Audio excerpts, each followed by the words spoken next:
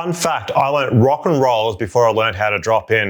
And that's just kind of show where I was at mentally with learning how to drop in and just my comfortability with drop-ins. But in this last month of doing skate timber, I've made more progress with dropping in than I had in 2 years prior. Today's video is going to be how I kind of overcome the fear of dropping in and kind of my process behind it. And I'm definitely not out the woods in this either. In this video, I use what method that I talk about, being more comfortable dropping in stuff, and take it to something that I hadn't dropped in before on, and that I was a little bit scared as well for. One of the main goals of this video is to help anyone who is struggling with drop-ins or having the confidence to do so as well.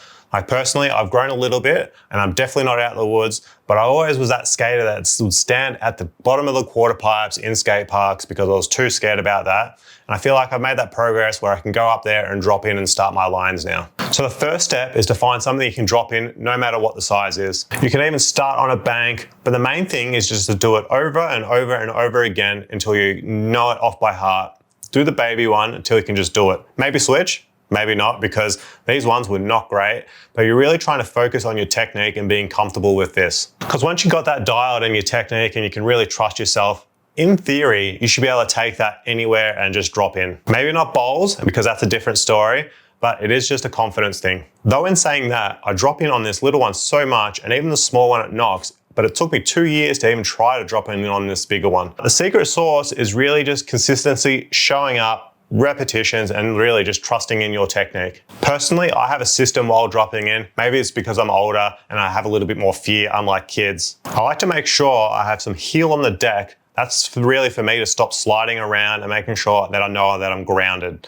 Then I like to put my front foot up on the bolts. And one thing that really I like to make sure is making sure my head is over my knee before stomping down. If you're gonna fall, in my opinion, it's 100% better to fall forwards than it is backwards. You have no control when you're falling backwards. There's so much can go wrong. It's a lot scarier. At least if you're falling forwards, you can roll out of it. You can run down the ramp. I feel like it's a lot safer option. So that's why I kind of overcompensate and make sure I'm leaning forward. And that's really my theory with my head being over my knee before I put it down, is making sure my body's in the ramp and my shoulders are going down the ramp as well. Because you see so many horror stories and bad examples of people trying to drop in while they're still standing up vertically and like just pressing down on your front foot. And that's when you get that big slip out and disaster happens. Putting yourself forwards will lead to success more often than not. And if you do fall, I feel like that's the best option than slipping out backwards.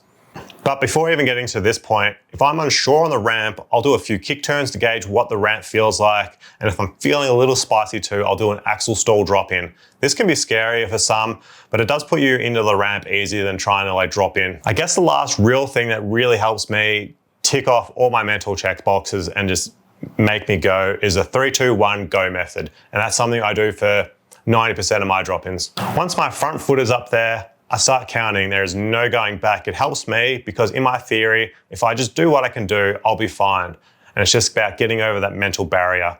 I don't enjoy for heights and I don't like skating fast either. So after saying all that, I really wanted to drop in the bigger ramp here. In the last month, I stood up there a couple of times to kind of try and go do it, but I thought today's the perfect time to use the example that I'm showing you guys and believing in myself and going through my steps to drop in on this bigger ramp that I'm not quite comfortable with. So I started with a kick turn or two. It's quite mellow for its size, and something I do as well, which I don't always recommend, but I personally like to run down the ramp sometimes.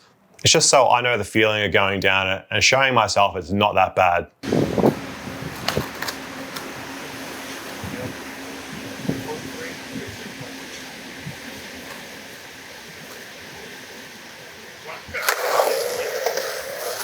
I almost ate it so bad on that first one. My front foot and my feet just like kind of slipped a little bit. My grip tape's a bit dirty and stuff like that.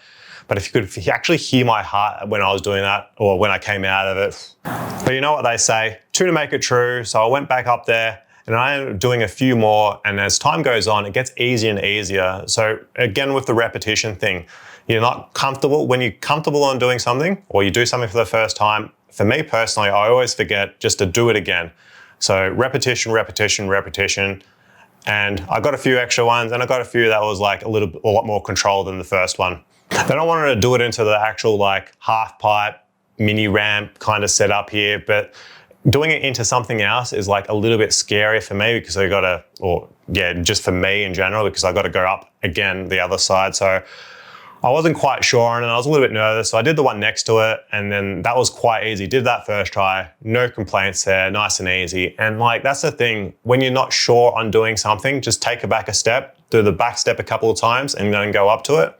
And then when I did that one that was a little bit lower, I went back up, I did the old 3, 2, 1 and go, and I dropped in and happy days. Something personally for me, which is very satisfying and just fills me with joy that I can be able to personally take that next step and just do something that I'm not comfortable with. And look, it's nothing groundbreaking or amazing, but hopefully this can help anyone out there struggling with drop-ins or things like that to help them gain that little bit of confidence like I did with myself. I'm really stoked in the progress that I've made in a month with drop-ins and the confidence behind that. Even the other week, I went to Noble Park and dropped in on that quarter pipe / mini ramp, like for the first time ever, no warm-ups, no hesitation, just went for it. And that's like, for me, mentally, that's a huge like checkbox that I've made a big step in the right direction. And I made that step in the direction in a month, I made bigger step in 1 month than I had in 2 years prior.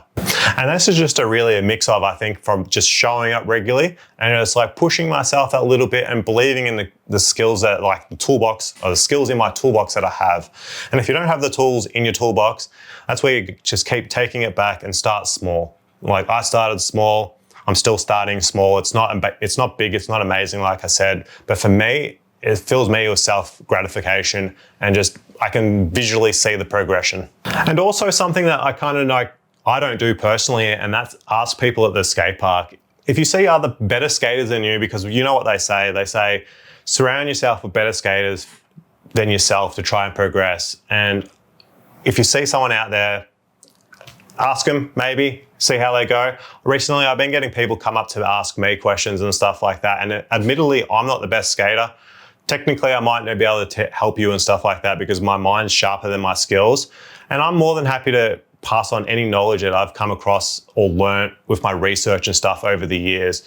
So if you see me around, ask me questions if you need help and stuff like that, or even just if you want to chill and hang, because skateboarding is great and it's like, I've really been finding the joy in doing things like this.